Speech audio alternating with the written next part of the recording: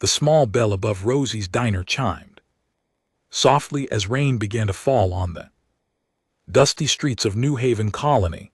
Maya wiped down the last table of her evening shift, her tired eyes glancing at the clock that showed nearly midnight.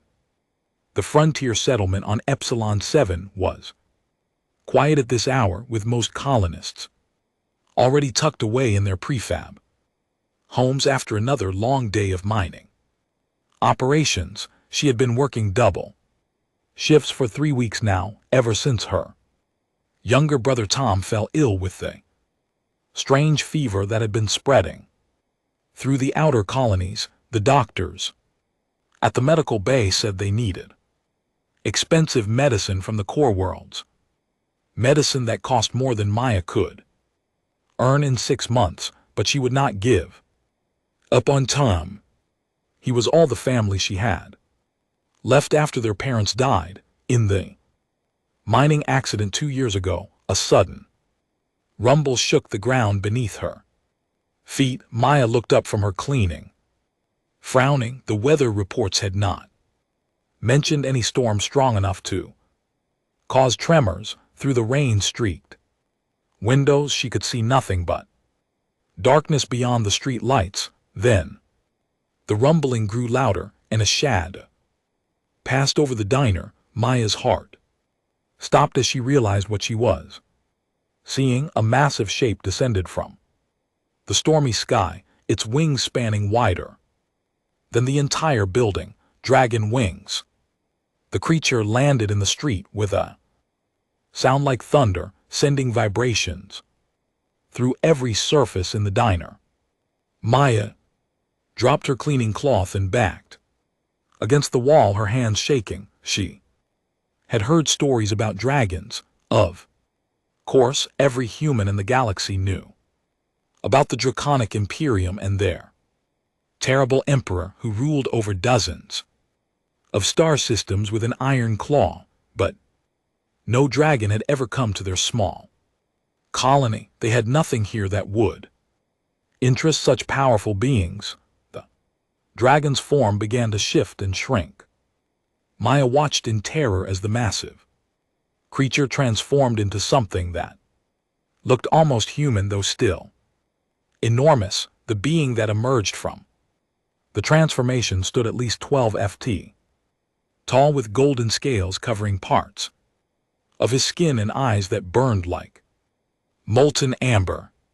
He wore robes that seemed to be made of starlight itself, and power radiated from him like heat from a furnace, but it was what he carried in his arms that made Mia forget her fear.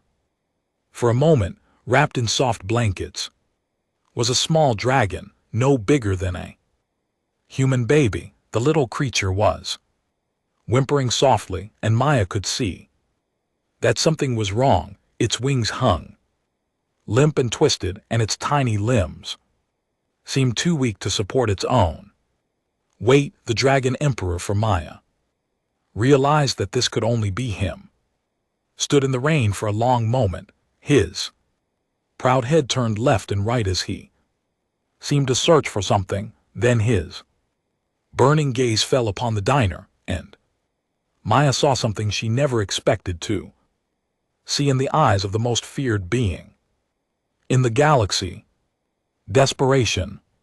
He walked toward the diner with slow, careful steps, as if he were trying not to frighten anyone inside. Maya realized she was the only person left in the building. The cook had gone home an hour ago, and the night shift worker had called in sick. She was completely alone with whatever was about to happen. The door opened with another soft chime of the bell, and the Dragon Emperor ducked his massive frame through the entrance. Water dripped from his robes onto the worn linoleum floor. He looked around the small diner with those terrible amber eyes, taking in the simple tables and chairs, the old coffee machine, and the handwritten menu board. His gaze finally settled on Maya, who was still pressed against the wall. The kitchen, for several heartbeats, Neither of them moved.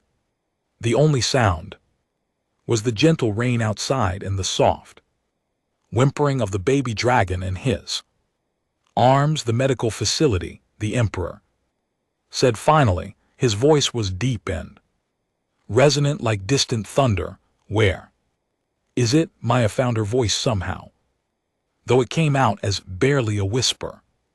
It's closed. The equipment broke down last week. They're waiting for replacement parts from the core worlds.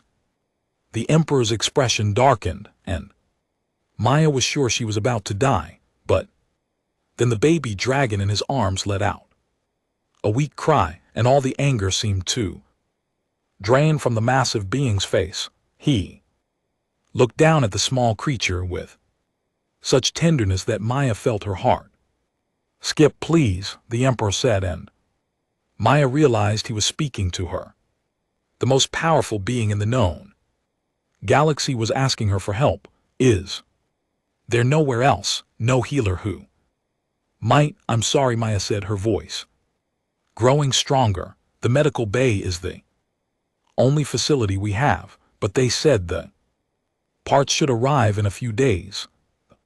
Emperor closed his eyes and seemed to sag under some invisible weight. The baby dragon whimpered again, and Maya could see that the little creature was in pain. Without thinking, she took a step forward. You could wait here, she heard herself saying. I mean, if you want to, I can make coffee, and there are booze where you could sit. It's warm and dry. The Emperor opened his eyes and stared at her with surprise. You would allow me to remain here? Maya looked at the suffering baby in his arms and felt something stir in her chest. It was the same feeling she got when she looked at Tom lying sick in his bed. You're worried about your baby, she said simply. Any parent would be. For the first time since he had entered the diner, the Dragon Emperor seemed to truly see her. His burning gaze softened slightly, and Maya realized that beneath all the power and terror, he was just a father trying to help his child. I am called Rhythmal, he said quietly. Maya, she replied, taking another small step forward. And what's your baby's name? Kira, the Emperor said, looking down at the small dragon with infinite sadness. Her name is Kira. Dawn. Light filtered through the windows of Rosie's diner as Maya poured another cup of coffee for the Dragon Emperor. Rhythmal had spent the entire night in the corner booth, his massive frame somehow fitting into the small space as he held his daughter close. He had not slept, and neither had Maya. She had stayed awake watching them, partly from fear but mostly from concern.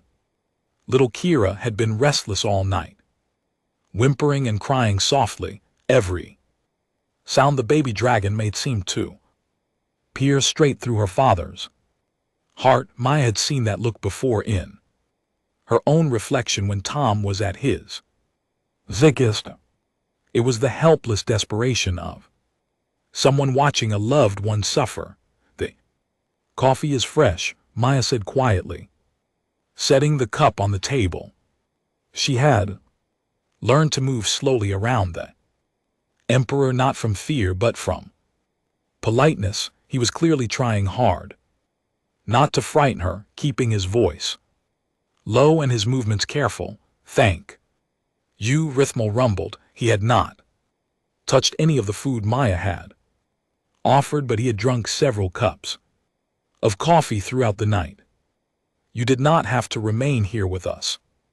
Maya shrugged and sat down across from him, something that would have been unthinkable 12 hours ago. I couldn't sleep anyway. Tom has been having bad nights lately too. Tom, my brother.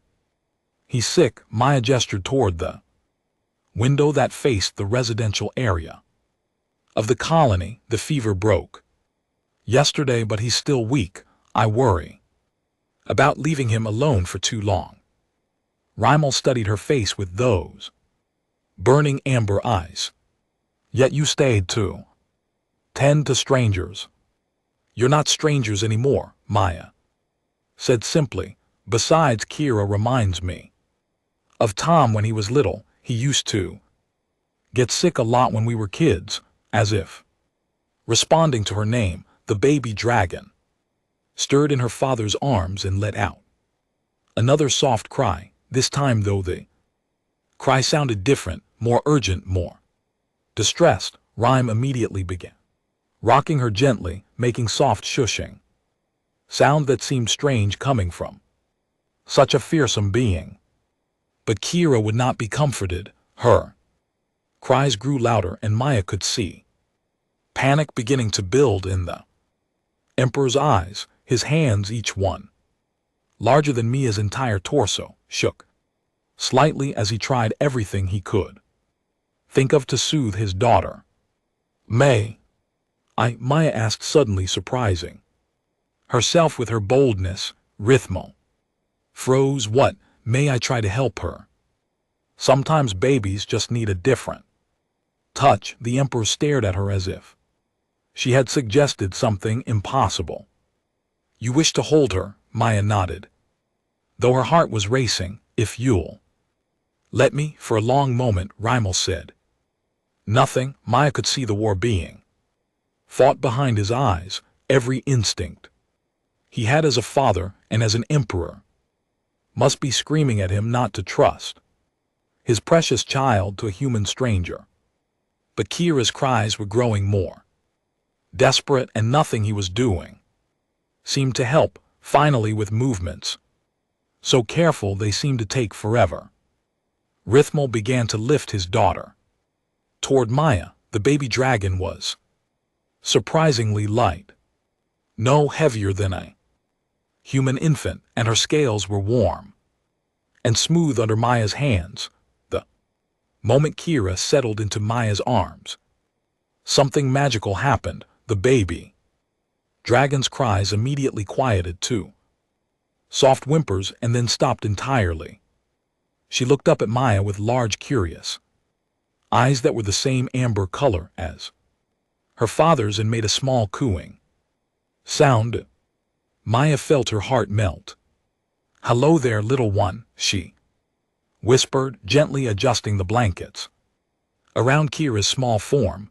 Are you feeling better now? Rithel was staring at them both with an expression of complete amazement. She has not stopped crying for more than a few minutes at a time in days, he said quietly. How did you? Sometimes they just need to be held differently, Maya said, though she was just as surprised as he was. She began to rock Kira gently, the way she used to rock Tom when he was small. You've been holding her like she might break, but babies are tougher than they look, even sick ones. The baby dragon seemed to agree, snuggling deeper into Maya's arms with a contented sigh. Her twisted wings relaxed against her body, and for the first time since Maya had met them, Kira looked peaceful. I do not understand, Rithel said, leaning forward in his booth. You are not even of her species. How can she be comfortable with you when she cries with me? Maya thought about that for a moment, still gently rocking the baby. Maybe because I don't expect anything from her. You're her father and an emperor. You probably want her to be strong and perfect, but I just see a baby who needs comfort. The words hung in the air between them, and Maya wondered if she had gone too far, but Ryle did not look angry. Instead, he looked thoughtful. In my empire, he said slowly, weakness is not tolerated. A dragon who cannot fly, who cannot demonstrate proper strength, such a dragon has no place in our society. That's terrible, Maya said without thinking, then immediately regretted her boldness. But again, Rithmal did not seem offended. It is the way we have always been, he said. The strong rule. and the weak serve or are cast aside. It is what has made our empire mighty. Maya looked down at little Kira, who was now sleeping peacefully in her arms. But she's just a baby. She might get stronger as she grows, the healers say. She will not, her wings will never support flight, and her limbs will always be weak. By draconic law, I should leave her on a distant world to live or die as fate decides. The casual way he said it made Maya's blood run cold. You would abandon your own child. It would be the expected thing, Rithmal said, but Mia could hear the pain in his voice, the merciful thing many would say to spare her a life of shame and suffering, or you could love her as she is, Ma said fiercely, holding Kira a little tighter. You could show her that she has value beyond flying or fighting. Rymel was quiet for a long time, watching his daughter sleep in the arms of a human waitress. When he finally spoke, his voice was softer than Maya had ever heard it. Your species puzzles me, Maya of the humans. You work yourself to exhaustion for a sick brother. You offer comfort to strangers who could destroy you without effort.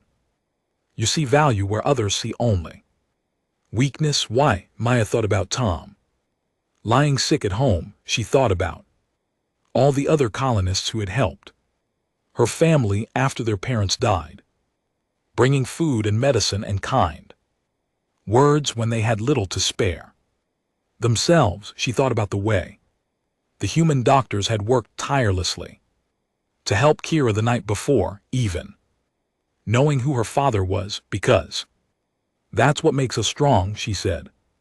Finally, not our weapons or our power, our care for each other, even when it's hard, especially when it's hard. Kira stirred slightly in her sleep, making a small happy sound.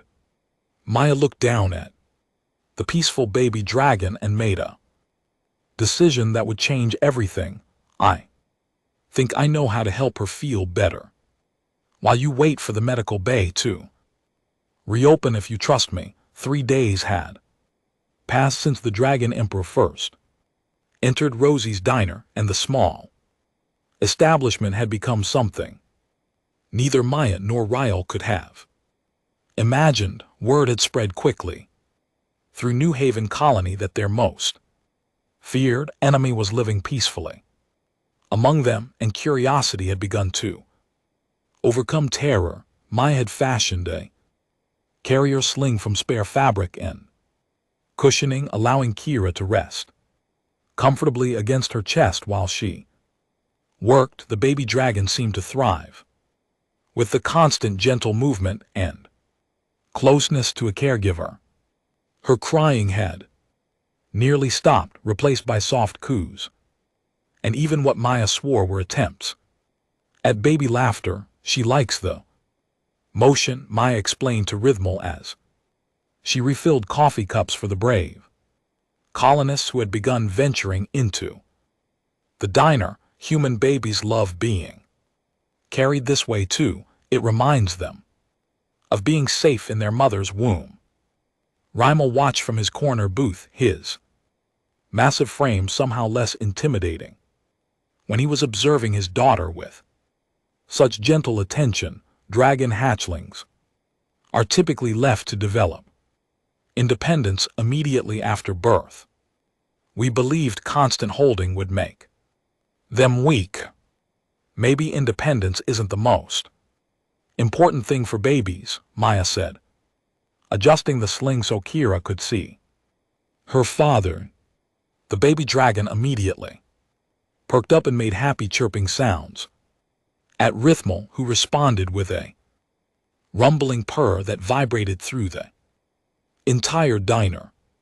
Old Pete, one of the colony's senior miners, had been coming in for coffee every morning since the second day. He sat 3 tables away from the Emperor, close enough to observe but far enough to run if needed. This morning he cleared his throat nervously, Pardon me, your Majesty, Pete began, his weathered hands shaking slightly around his coffee cup. I was wondering about the little one. Is she doing better? Rymel turned his burning gaze toward the old miner, and Pete nearly fell off his chair, but the Emperor's voice was gentle when he replied, "She is improving thanks to Ma's care." "Thank you for asking." Pete nodded quickly and returned to his coffee, but Maya noticed he was smiling slightly. It was the first direct conversation between a colonist and the dragon Emperor, and nobody had died. Word would spread about that too later that afternoon, as Maya was teaching Ryle how to properly secure the baby sling.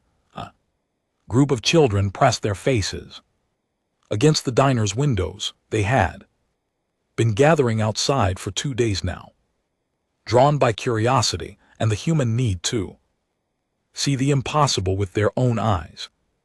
"They want to meet Kira," Maya said, noticing the Emperor and LT Unk and GT's concerned expression.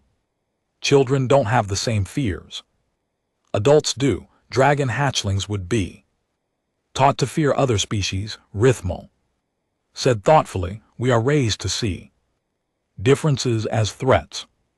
These kids have never seen a baby dragon before. To them, she's just interesting and new." Maya looked down at Kira, who was awake and alert in the sling. "What do you think, little one? Do you want to meet some human children?" As if she understood, Kira made an excited chirping sound and tried to reach toward the windows with her small, weak arms. Rithmal was quiet for a long moment. Then, to Maya's amazement, he stood and walked toward the door. The children outside scattered briefly, but their curiosity quickly overcame their fear as they saw he was moving slowly and carefully. The Emperor knelt down outside the diner, bringing himself closer to the children's eye level, though he was still enormous compared to them. "Would you like to meet my daughter?" he asked gently.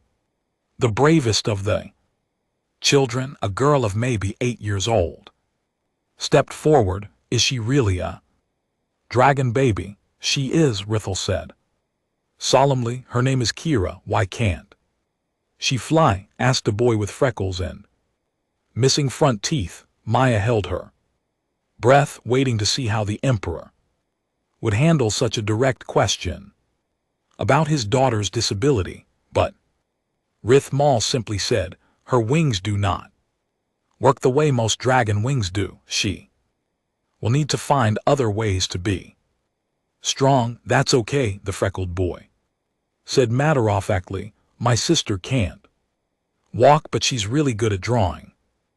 Maybe Kira will be good at something else."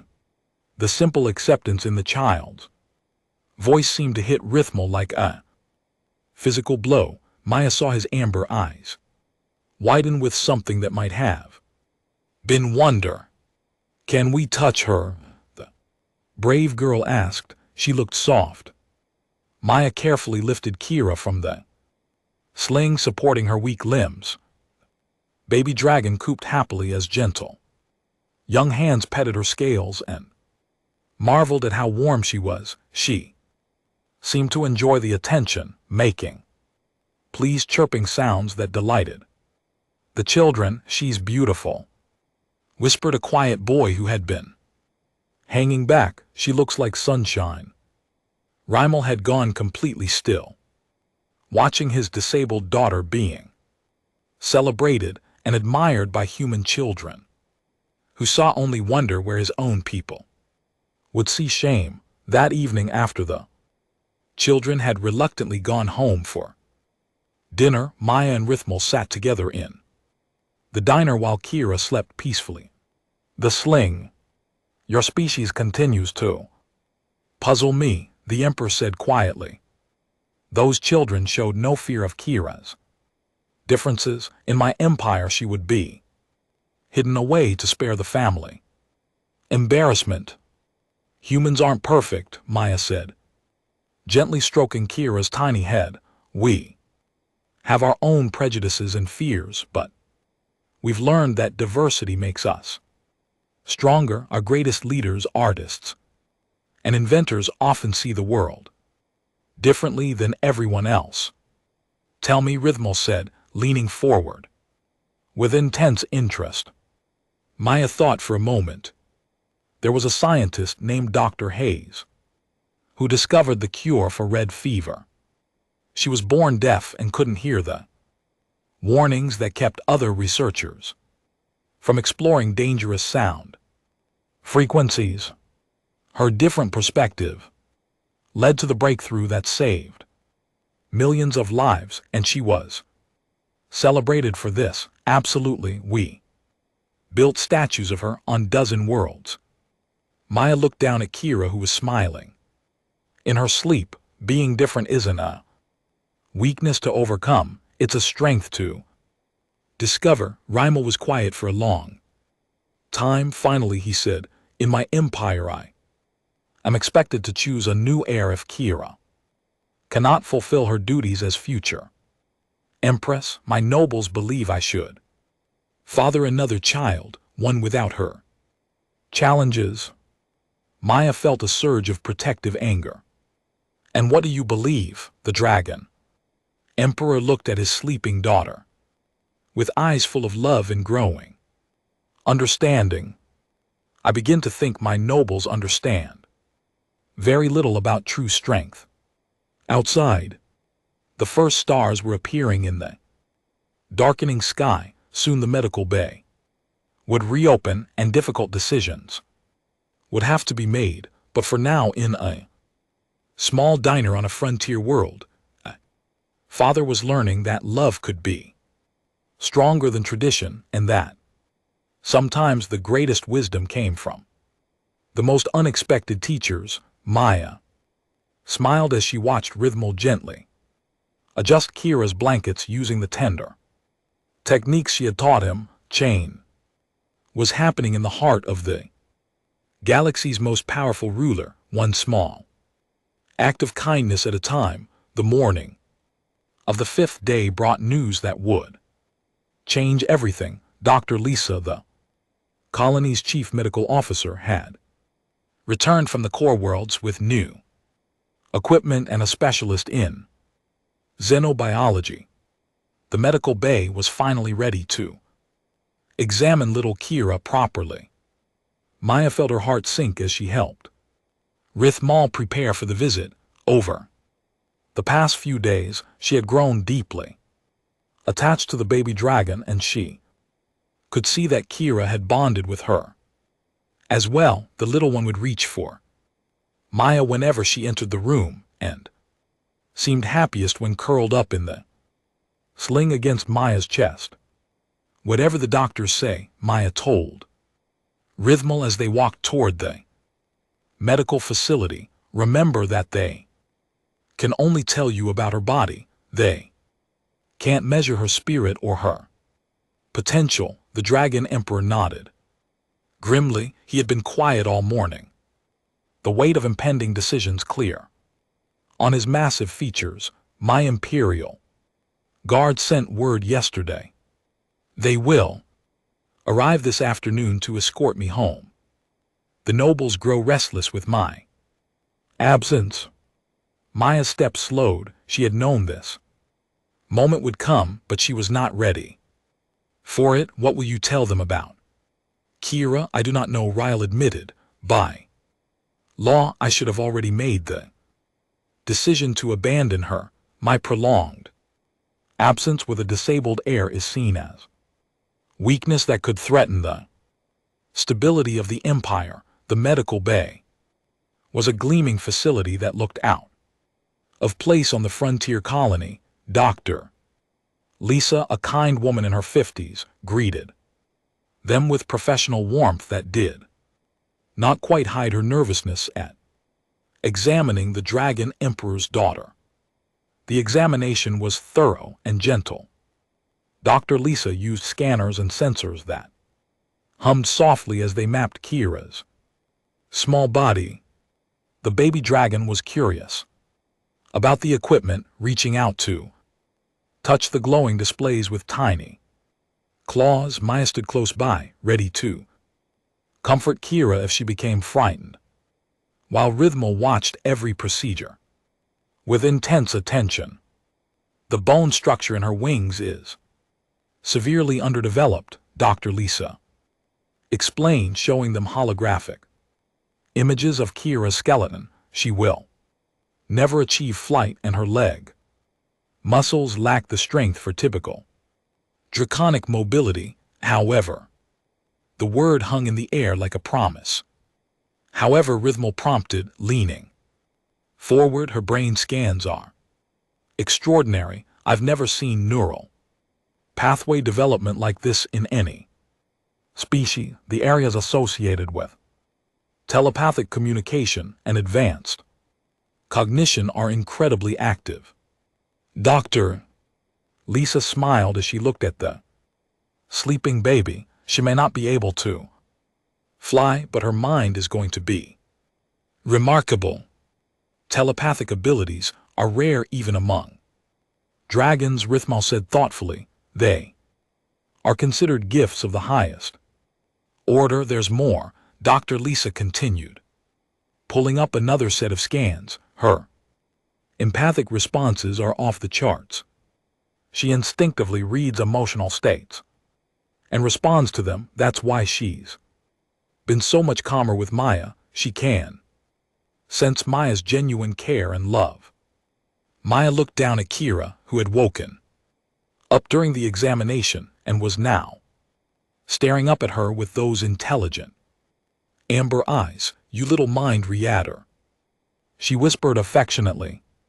No wonder you knew exactly how to wrap us all around your tiny claws. In human society, Dr. Lisa said carefully, we would consider these abilities to be incredible assets. Leaders who can truly understand the emotions and needs of their people are rare and precious. Ryle was quiet for a long time, absorbing this information. Finally he asked, what is your medical opinion of her quality of life? With proper support and accommodation for her physical limitations, I see no reason why she cannot live a full and happy life. Her cognitive abilities suggest she will be highly intelligent and emotionally sophisticated. In many ways, she may be far more capable than physically typical individuals. As they left the medical bay, Maya could see Rhythmo struggling with internal conflict. The dragon noble's expectations weighed with everything he had learned about his daughter's potential and everything he had observed about human values. That afternoon, as promised, 3 massive dragons descended from the sky and landed near the colony with earth-shaking impacts. The Imperial Guard had arrived, and Maya could see immediately that these dragons were different from Rithmal, where the Emperor had learned gentleness and restraint. These newcomers radiated arrogance and barely contained aggression. The lead dragon, who introduced himself as General Thorgrim, transformed into humanoid form and strode into the diner where Rithmal waited. His scales were dark blue-black, and his eyes burned with cold fire. My Emperor, Thorgrim said, though his tone held little respect. The noble council demands your immediate return. This absence has caused considerable unrest. There are whispers that you have gone soft, that you are unfit to rule if you cannot make hard decisions about your own defective offspring. Maya, who had been wiping down tables nearby, felt her temper flare. She opened her mouth to speak, but Rymiel held up one massive hand. And what decisions would the noble council have me make, General? The Emperor asked. Quietly, the law is clear, the heir must be capable of ruling through strength. If she cannot fly, cannot fight, cannot inspire fear and respect, then she is not fit to inherit the throne. You must choose a new heir and abandon this one to whatever fate awaits her. I see. Rithmal's voice was dangerously calm. And if I refuse? Thorgrim's eyes gleamed with something that might have been anticipation. Then the council may be forced to question whether you yourself are fit to rule. These humans have clearly corrupted your judgment. Maya could not stay quiet any longer. Corrupted, she said, stepping forward. Despite her fear, we showed him how to love his daughter. We showed him that strength comes in many forms. If that's corruption, then I'm proud to be corrupt. The general turned his cold gaze on her, and Maya felt as though she were being examined by a predator. Ah, the human pet, I have heard about you. You think your primitive emotions and weak sentiments are wisdom. You know nothing about ruling an empire that spans 100 worlds. Maybe not, Maya said, her voice shaking but determined. But I know that any empire built on abandoning disabled children is not worth ruling. For a moment Maya thought the general might strike her down where she stood, but then Rithmal rose to his full height, and power radiated from him like heat from a star. General Thorgrim, the emperor said in a voice that could have shattered mountains, you will speak respectfully to Maya, who has shown more wisdom in 5 days than the noble council has shown in 5 centuries. The two dragons stared at each other, and Maya realized she was witnessing a moment that would determine the fate of entire civilizations. Finally, Thorgrim bowed his head slightly. What are your orders, my emperor? Rymel looked down at Kira, who was sleeping peacefully in Maya's arms, unaware that her entire future hung in the balance. Then he looked at Maya, at the human woman who had shown him a different way to see strength and love and leadership. Prepare the ship for departure, he said. Finally, we return to the capital immediately and send word ahead to the noble council that I am calling in emergency session. It is time for the Draconic Imperium to learn some new lessons about what it truly means to be strong. 20 years had passed since a desperate dragon emperor first entered small diner on Epsilon 7, carrying his disabled daughter in his arms. Today, that same diner had been transformed into something extraordinary. The site of the first inter-size peace summit between the Draconic Imperium and the Human Alliance. Maya, now in her 40s, with silver threading through her brown hair, stood behind the same counter where she had once served coffee to terrified colonists. But today she wore the formal robes of Director of Draconic Human Cultural Exchange, a position created specifically for her by Rithmal 20 years earlier. The diner itself had been preserved exactly as it was, down to the worn booth where the emperor had spent that first night learning to see his daughter through human eyes. But surrounding it now was a beautiful complex of meeting halls and gardens, a symbol of what could grow from the smallest seeds of understanding.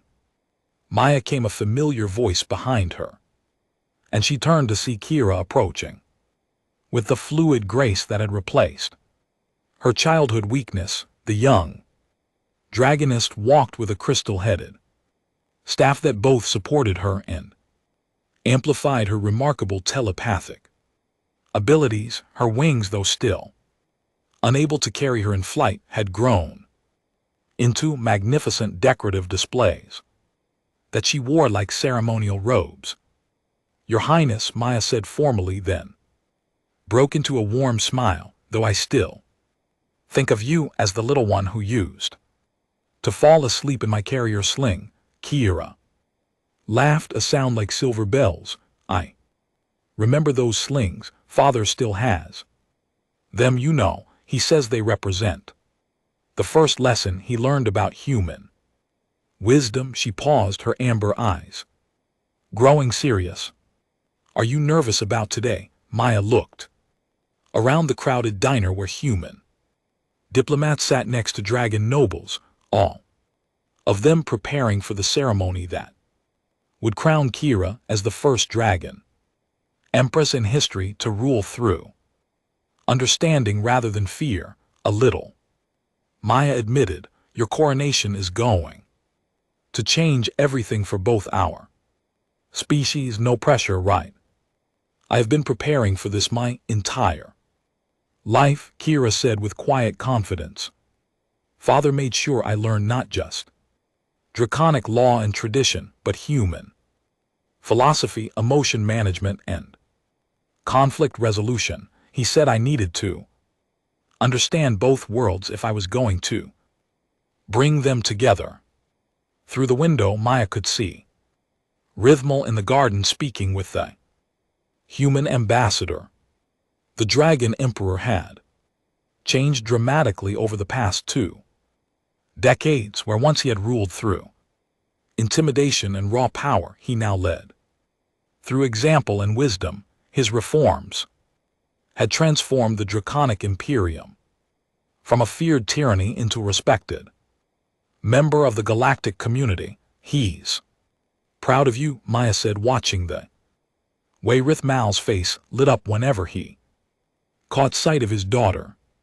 He told me yesterday that you've already exceeded every dream he had for you, even the ones where I could fly. Kira asked with gentle humor. Especially those ones, Maya replied. He says you've learned to soar in ways that have nothing to do with wings. The ceremony began at sunset with representatives from dozens of worlds gathering in the garden around the preserved diner. Kira took her place on a simple platform, refusing the elaborate throne that tradition demanded. Instead, she stood with her crystal staff in her magnificent wings spread wide, addressing the crowd in both dragon speech and human language. My friends, she began, her voice carrying clearly through the natural amplification of her telepathic abilities. 20 years ago, my father brought me to this place as a dying hatchling. He was prepared to abandon me because I could not meet the physical standards our society demanded. But he learned something here that changed not just our lives, but the destiny of our entire empire. Maya felt tears beginning to form in her eyes.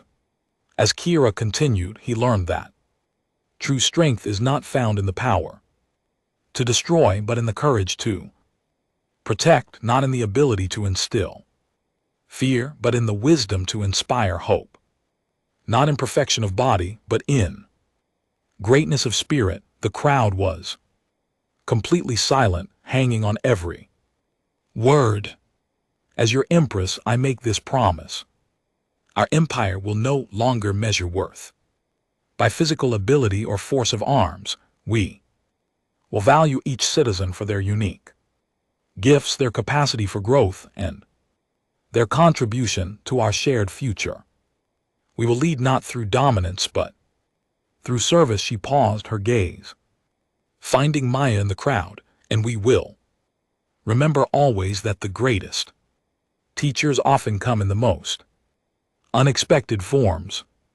A human waitress who showed a dragon emperor that love was stronger than law. Children who saw beauty where others saw only brokenness.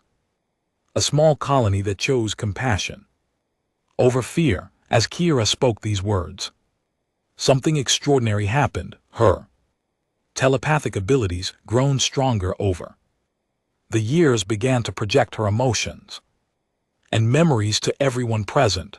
The assembled crowd suddenly felt what she had felt as a frightened, disabled hatchling finding comfort in Maya's arms. They experienced rhythmals, anguish and transformation. They shared the joy of human children celebrating differences instead of hiding them. Dragons who had spent centuries believing in the supremacy of physical power suddenly understood the strength that came from vulnerability and connection. Humans who had feared draconic aggression felt the deep capacity for love and growth that lay beneath the fearsome exterior. Today marks not just my coronation, Kira continued, but the birth of a new age, an age where our two species will work together, each contributing our greatest strength while supporting each other's weaknesses, where dragon fire will light the way to new discoveries, and human compassion will guide us toward wisdom. The formal coronation ritual that followed was unlike any in draconic history. Instead of demonstrations of power and might, Kira showcased her telepathic abilities by mediating a complex trade dispute between three different worlds, finding solutions that satisfied all parties. Through patient listening and emotional understanding, representatives from species that had been enemies for generations found themselves sitting together, drawn by Kira's empathic influence to see past their differences to their common hopes and fears. Where weary soldiers began discussing peace treaties, trade rivals started planning cooperative ventures. As the ceremony concluded and the crowds began to disperse, Maya found herself alone with Rithmal in the quiet diner. The dragon emperor, now showing his age with silver threading through his golden scales, sat in his old booth and looked around the simple space that had changed everything. Do you ever regret it? Maya asked, settling into the seat across from him, just as she had so many years ago, giving up the old ways. Some of your nobles still believe strength should be measured by the ability to conquer. Rymel chuckled, a sound that would have once shaken the building but now seemed merely warm and rich. Those nobles have not seen what I have seen. They have not watched their daughter broker peace between species that have fought for millennia. They have not witnessed the prosperity that comes when citizens serve willingly rather than from fear. He gestured toward the window, where young dragons and humans could be seen playing together in the gardens, their laughter filling the evening air. Look at them, Maya, dragon children, learning human games, human children, riding on dragon backs, neither species diminished by the friendship, both enriched beyond measure. Tom would have loved to see this, Maya said softly. Her brother had passed away 5 years earlier, but not before seeing his sister become one of the most influential figures in galactic politics. He did see it, Rithel replied gently. Every reform we implemented, every life we improved, every barrier we broke down, it all began with his sister's refusal to let a disabled child suffer alone. His influence echoes in every choice we make. As if summoned by their conversation, Kira appeared in the doorway, her formal robes now replaced with a simple dress that allowed her to move freely despite her physical limitations. The last of the delegations have departed, she reported, settling into the booth beside her father. The trade agreements will be finalized next month, and the cultural exchange programs will begin accepting applications tomorrow. And how do you feel, Your Imperial Majesty? Maya asked with mock formality. Kira grinned, suddenly looking like the mischievous hatchling Maya remembered, terrified and exhilarated in equal measure, also incredibly grateful for for a human waitress who saw a disabled baby dragon and chose love over fear, for a father who was brave enough to question everything he had been taught, for a small diner where the impossible became inevitable. Outside, the first stars were appearing in the darkening sky, just as they had 20 years ago when Maya first chose to trust a desperate dragon emperor with her kindness. But now those stars looked down on a galaxy where dragons and humans worked together, where differences were celebrated rather than hidden, and where strength was measured not by the power to destroy, but by the courage to build. Maya reached across the table and took Kira's hand in hers, marveling at how the tiny claws she had once helped learn to grasp had grown into hands capable of reshaping the universe through wisdom and compassion. "You know," Maya said, looking around the preserved diner one more time, "I always thought this was just a place where people came for coffee and conversation. I never imagined it would become the birthplace of a new era." Rimal and Kira exchanged knowing looks, and the Emperor's eyes sparkled with ancient humor. "Perhaps, my dear friend, that is exactly why it was the perfect place for everything to begin. Greatest revolutions often start not in palaces or battlefields, but in the quiet moments when one person chooses to see another's pain and respond with love." As the three of them sat together in the small diner where it all began, surrounded by the echoes of laughter and hope that now filled a transformed galaxy, Maya finally understood that sometimes the most important job in the universe was simply being kind to someone who needed it. Everything else was just details.